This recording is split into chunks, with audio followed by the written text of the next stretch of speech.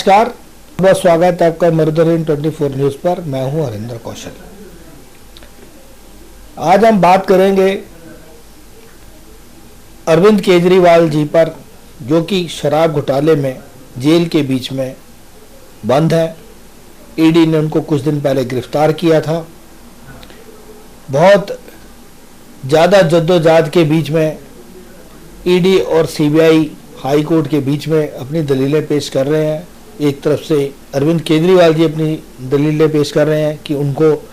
अवैध रूप से गिरफ्तार किया गया है, उनकी गिरफ्तारी बनती नहीं है, क्योंकि कहीं पर भी अगर बात की जाए तो मनी ट्रेल नहीं है। आज हमारे साथ सुप्रीम कोर्ट के अधिवक्ता जेके शर्मा जी हैं। आज हम इनसे बात करेंगे, इनसे कानूनी पहलू जानेंगे कि जो केजरीवाल जी को गिरफ्तार किया गया, कहा जा रहा है केजरीवाल जी के द्वारा कि उनके पास से एक पैसे की भी बरामदगी नहीं हुई है। जैसे कि मनीष सिसोदिया शराब घोटाले के केस में पिछले लगभग 1 वर्ष से जेल में है। अभी तक ईडी वहां से भी कुछ भी कोई बरामदगी नहीं कर पाई है। अभी तक बात करें तो पैसा कहीं पर भी इन्वॉल्व नहीं है। संजय सिंह जो कि जेल काट कर आए, कुछ ही दिन पहले जेल से बाहर आए हैं। सुप्रीम कोर्ट ने उनको हिदायत दी थी कि वो शराब घोटाले पर ना बोले, लेकिन वो बेबाक होकर अपनी बात लोगों के सामने रख रहे हैं। बहुत सारी ऐसी चीज़ें हैं जो कि कानूनी तौर तरीके पर कैसे चल रही हैं, वो ठीक है या नहीं है। आज हम जानेंगे अधिवक्ता जेके शर्मा जी से। शर्मा जी नमस्कार। नमस्कार सर, जैसे कि supreme court, Delhi high court, सारी जगह पर इस समय जो अगर बात करें तो शराब घोटाला जो है एक बहुत बड़ा एक विषय बना हुआ है।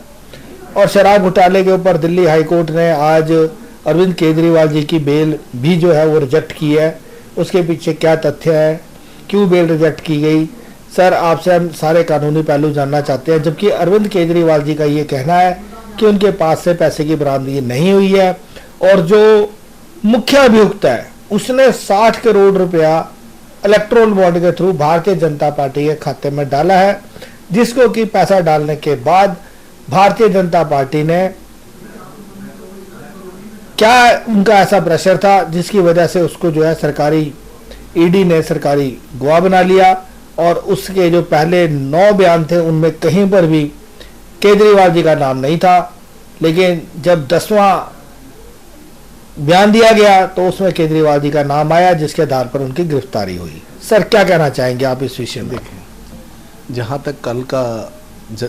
कल वाले जजमेंट का सवाल है, जो निर्णय जस्टिस सोनकांता शर्मा ने दिया है,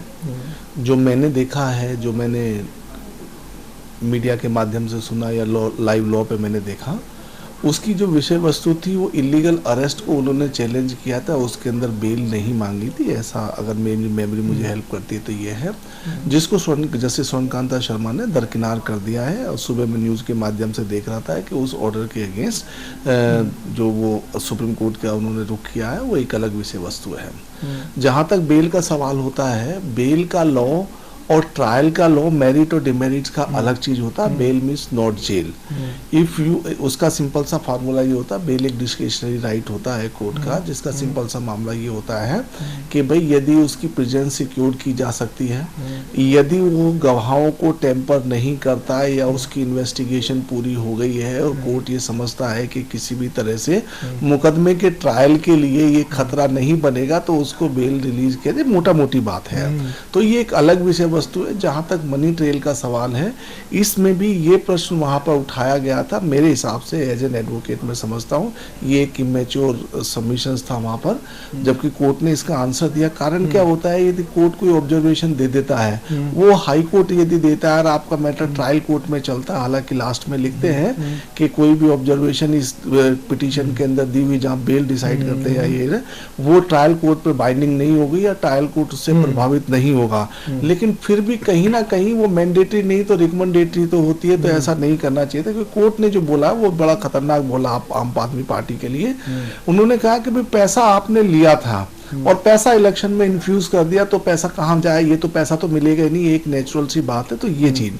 आपको यदि याद होगा, दूसरी चीज जो अभी एक जो मुद्दा उठ के आ रहा, आपके चैनल के माध्यम से मैंने 3-4 महीने पहले एक इंटरव्यू दिया था, इसे मैं फिर दोहरा रहा हूँ।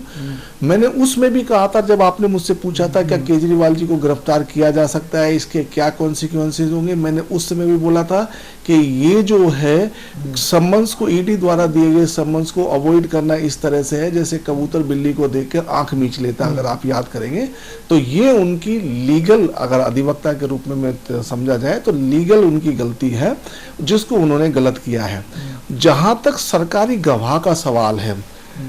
इस बात में बिल्कुल आपकी से सहमत होता हूं कि गवाह बनने से उसका जुर्म कम नहीं हो जाता, उसका पनिशमेंट कम हो सकता है। अगर ये नहीं कह सकते हम लॉ जो है लीनियंट हो जाता है, वो ये समझ के कि भाई हमने क्योंकि रिफॉर्मेटिव थ्योरी अपनाई है कि इसको एहसास है और ये सरकार की मदद कर रहा है, तो इसको यदि 4 साल की सजा तो इसको 3 की दे दो या 2 की दे दो। पर ऐसा नहीं कहा जा सकता कि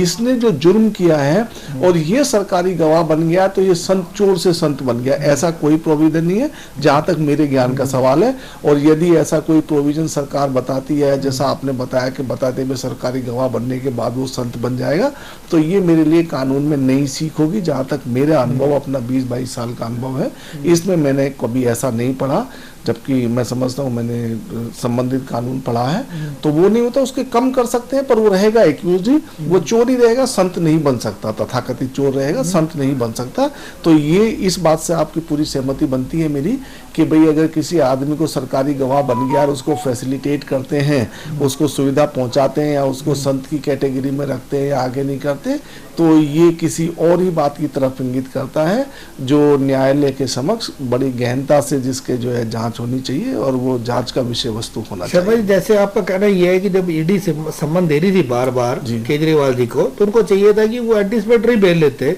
कानूनी पहलू अपनाते। हाँ, कानूनी एंटीसिपेटरी बेल लेते। मैंने उस वाले इंटरव्यू में कहा एंटीसिपेटरी बेल लेते या उस सम्मन को उस समय चैलेंज करते या जाके वो कहते हैं हाँ भाई बताओ, क्योंकि सम्मन देने का मतलब अरेस्ट नहीं होता है। सम्मन आपको विटनेस के रूप में भी दिया जा सकता है, सम्मन आपको एक्यूज के रूप में दिया गया है तो आपको जाके अरेस्ट के आधार होते हैं जिनके आधार पर जो है कोई भी जांच एजेंसी जो है वो करती है, अरेस्ट करती है, तो उसको आधारहीनता के बेस पे कभी गिरफ्तार नहीं किया जा सकता। वो एक अलग बात है कि आधार बनाए गए हैं या बने हुए थे, वो अभी ट्रायल की विषय वस्तु है, जिसके लिए हमें जो हमारी न्यायिक व्यवस्था है और जो जजेस के ऊपर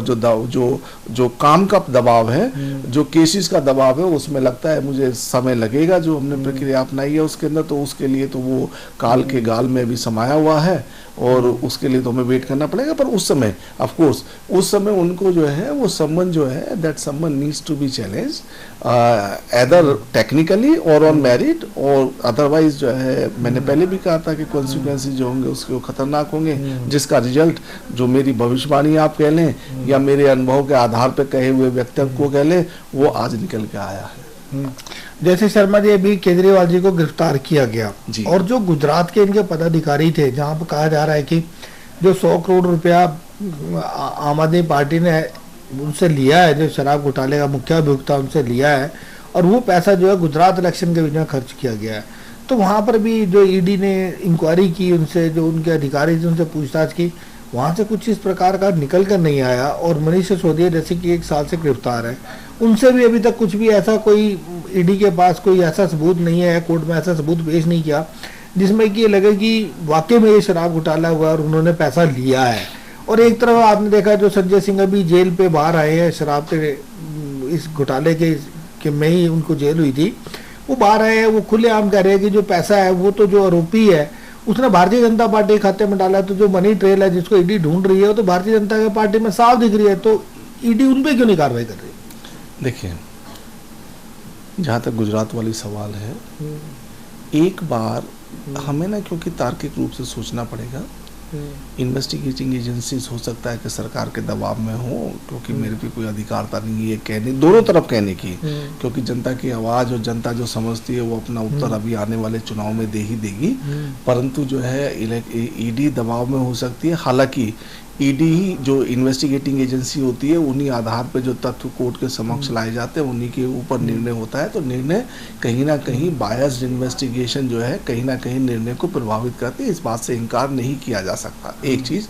तो जो कोर्ट जो जहाँ तक, क्योंकि मनीष सिसोदिया जी का केस अब जो कोर्ट में चला हुआ है वो सुप्रीम कोर्ट तक ट्रैवल किया है, उन्होंने सुप्रीम कोर्ट तक अप्रोच किया है, तो कोई भी टीका टिप्पणी मेरिट पे करना तो बड़ा मुश्किल हो जाता है। बट ऑफ कोर्स जो वो मैटर्स हैं वो भी ट्रायल का विषय वस्तु होंगे, वहाँ पर वो उठाया जा सकते हैं और उसके बाद एक जवाब भी मांगा जा सकता है इन्वेस्टिगेटिंग एजेंसी से कि भाई अगर कल को वो जो है स्कॉट फ्री निकलते हैं, अगर वो बेदाग निकलते हैं, कुछ उनके खिलाफ नहीं पलता है, तो क्या कोई ऐसा प्रोसीजर है, कोई ऐसी चीज़ है जो उनकी जो खोई हुई इज्जत है, जो खोया हुआ समय है, या जो उनके द्वारा या उनके परिवार के द्वारा कष्टों में बीता हुआ जेल में समय है, उसको लौटाया जा सकता है? ऐसा तो उसका आंसर मिलना चाहिए। और जहाँ तक बाकी चीज़ों का सवाल है, क्योंकि ये विषय वस्तु कोर्ट की है, तो कोर्ट इसके ऊपर संज्ञान लेता है, जो चीज़ समझता है, जो ईडी के द्वारा लाए हुए जो भी उसकी मटेरियल होता है, या आप जो उनके सिसोदिया जी के वकील जो कोर्ट में अपने जिस भी तरह से अपना पक्ष रखते हैं उनके आधार पर निर्णय देता है। क्योंकि ये मैटर ऑलरेडी सुप्रीम कोर्ट तक पहुंच चुका है, तो हमें ये निर्णय as a law abiding citizen, as an advocate, हमें इस निर्णय का सम्मान करना चाहिए, ऐसा मेरा मानना है। सर, जैसे कि संजय सिंह को सुप्रीम कोर्ट ने जब जो उनको जमानत दी थी तो उनको बोला गया था कि वो शराब घोटाले पर नहीं बोलेंगे जी, लेकिन वो ये प्ली लेकर कि भाई मेरे को बोला गया था कि जो आपके इल्ज़ाम लगे हैं शराब घोटाले के, संजय सिंह के ऊपर जो आरोप लगे थे उसके मुताबिक अपने ऊपर वो ना बोले, मैं लेकिन मनीष सिसोदिया और केजरीवाल जी पे बोल सकता हूँ, और वो बेबाक होकर बोल भी रहे हैं, प्रेस कॉन्फ्रेंस के बीच में बोल रहे हैं, हर जगह बोल रहे हैं। तो क्या इसको सुप्रीम कोर्ट कंटेम्प्ट की तरह देखेगा? देखिए, अगर कोई भी कंटेम्प्ट की तरफ, तो ये क्योंकि कंडीशन के रूप में है, जो उन्होंने कंडीशन, एक मेजर कंडीशन थी ये थी कि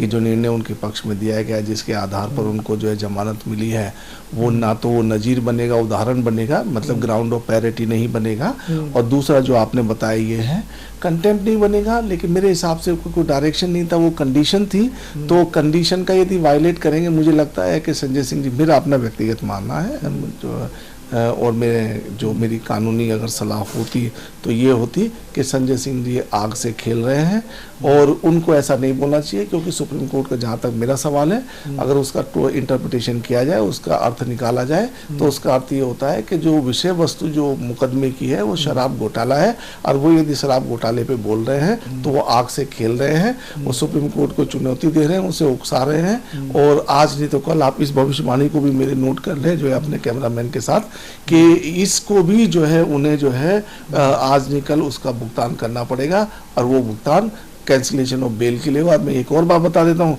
अगर सुप्रीम कोर्ट इस बेल को कैंसिल करता है कंडीशन का वायलेशन समझ के, तो उनके लिए आने वाला समय बहुत कठिन होगा, जिसका कहीं ना कहीं प्रभाव उनके मुकदमे के ट्रायल पे भी पड़ेगा। सर, जैसे कि इलेक्टोरल बॉन्ड का भी एक बहुत बड़ा इशू है, सुप्रीम कोर्ट के दिशा निर्देश के बाद स्टेट बैंक ऑफ इंडिया ने अपना जो भी लेखा जोखा था सुप्रीम कोर्ट के सामने रखा, अपनी वेबसाइट पे अपलोड किया, और निकल के बहुत सारी चीज़ें ऐसी आ रही हैं जिससे देखकर कि भारतीय जनता पार्टी शक के घेरे में आ रही है। जैसे कि 17 ऐसी कंपनी हैं जिन्होंने कि घाटा होने के बाद 200-200 करोड़ रुपए के इलेक्टोरल बॉन्ड खरीद के दिए। ऐसी कंपनियां भी हैं जिन्होंने कि अपने जो उनको प्रॉफिट हुआ उससे 6-6 गुना, 93 गुना एक कंपनी ने, इतनी बड़ी दरियादली दिखाई, 93 गुना ज़्यादा उन्होंने अमाउंट के इलेक्टोरल बॉन्ड खरीद के भारतीय जनता पार्टी के खाते में दिए, और जो पॉलिटिकल पार्टी है उनको दिए। तो सर, ये जो कंपनियां दरियादली दिखा रही हैं, और बहुत सारी कंपनियां ऐसी हैं जिनको कि टैक्स के बीच में सरकार की तरफ से रिबेट भी दी गई, सर ये कहाँ तक उचित है? जबकि अगर आपको याद हो तो 2017 तक एक कंपनी ला था जिसके बीच में 7.5% प्रॉफिट का जो था, वही कंपनियां किसी भी पॉलिटिकल पार्टी को दान के रूप में दे सकती थी। सर, इसका क्या लीगल पहलू है? देखें, जो आप बात कर रहे हैं सेक्शन 182 ऑफ कंपनीज एक्ट या 29A of representation of peoples act में, इसके अंदर प्रावधान थे। इसको देखिए, मैं आपको एक और बात बता दूं, जहाँ तक मेरा अपना व्यक्तिगत मानना है, जो इलेक्ट्रोल बॉन्ड है, इसकी जो स्कीम का पर्दाफाश जो होना स्टार्ट हुआ है, ये इस कहानी का आरंभ है, अंत नहीं है, अभी स्टार्ट हुई है। ये बात से मैं बिल्कुल सहमति बनती है मेरी आपसे, क्योंकि इसका उद्देश्य क्या था, आप इसके उद्देश्य को समझिए। इसका उद्देश्य ये था कि टैक्स में रिबेट मिलती थी, जो कंपनीज को पैसा देते थे, जैसे 7.5% तक का एक प्रोविजन था 182 के अंदर। वो भी जब था जब आप पीपुल्स ऑफ रिप्रेजेंटेशन एक्ट के अंदर कंपनी जो है रजिस्टर्ड होगी, आपकी जो है 29A के अंदर, यदि मैं सही कह रहा हूँ तो उसके अंदर रजिस्टर्ड होगी तो होगा आपको।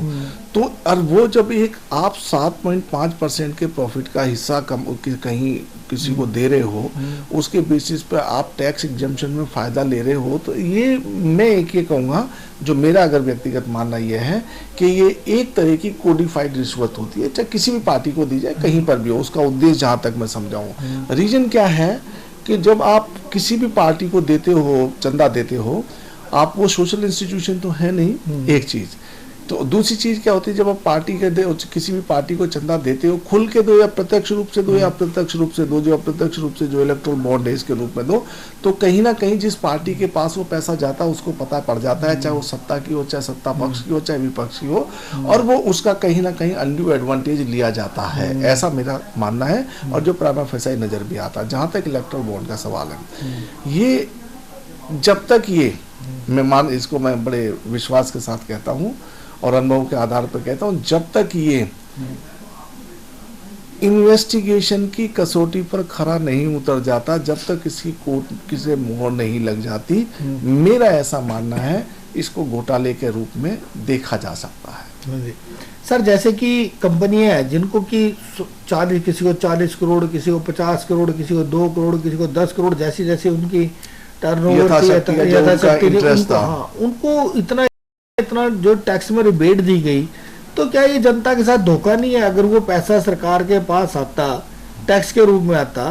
तो उससे जो था वो जनता की भलाई में लगता। देखिए, बिल्कुल सही कह रहे हैं आप। जो है किसी भी तरह से कंपनी है, आपको बता दूं, हमारे यहाँ लॉ में प्रोविजन थे, इंसॉल्वेंसी एक्ट में प्रोविजन है। सीका पहले चलता था, जो किसी कंपनीज के लिए रिवाइवल के सीका की स्कीम होती थी सेक्शन 22 में, यदि मैं था, तो गवर्नमेंट ने प्रोविजन बनाए थे जो ट्रांसपेरेंट प्रोविजन थे। कंपनी को टैक्स देना, व्यापारी को टैक्स के अंदर छूट देना, वो भी इसलिए कि प्रॉफिट के अंदर छूट देना, और वो भी जनता की गाड़ी कमाई का, ये कोई अच्छी अवस्था नहीं है, ना ये देश के लिए ना लोगों के लिए। उसका कारण ये है कि जब आप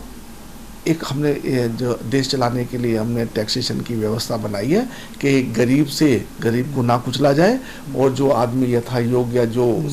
प्रॉफिट वाले आदमी है, जिनके पास संपत्ति है, वो इक्वलिटी लाने के लिए उनसे कुछ पैसा लिया जाए टैक्स के रूप में और देश में लगाया जाए। क्योंकि आप ये देखिए कि ये जो पैसा माफ करते हैं हम टैक्स के रूप में, वो भी उन यथा योग्य आदमियों का, उससे एक अच्छे हवाई जहाज खरीदे जा सकते हैं, उससे अच्छी रोड बनाई जा सकती है, उससे अच्छे स्कूल खरीदे जा सकते हैं, उस पैसे को इसरो में फंड किया जा सकता है, उससे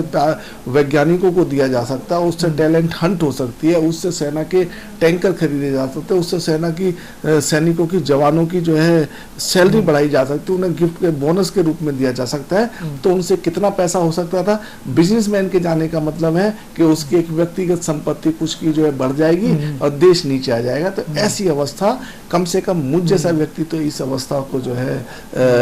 एग्री नहीं करेगा। इसके लिए वो अभी जेके शर्मा जी ने हमें बताया, जैसे कि केजरीवाल जी का मुद्दा इस समय कोर्ट में चल रहा है, उसके विषय में बताया कि क्या कानूनी पहलू रहने वाले हैं और संजय सिंह आगे आने वाले समय में किन मुसीबतों में पड़ने वाले हैं, और जो सरकार जो लोगों का टैक्स माफ़ कर रही है, जो इलेक्ट्रोल बॉन्ड का जिन्होंने भारतीय जनता पार्टी को दिया और उनके टैक्स माफ़ कर दिए गए, उस टैक्स से बहुत सारे ऐसे काम हो सकते थे जो जनहित में लगते पैसे, विकास होता, आर्मी का विकास होता,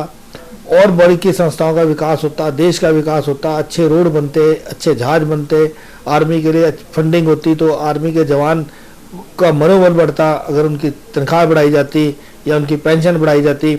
या उनके लिए जो नए हथियार है वो खरीदे जाते। अपने सहयोगी कैमरामैन विमल चौहान के साथ हरिंदर कौशल, दिल्ली।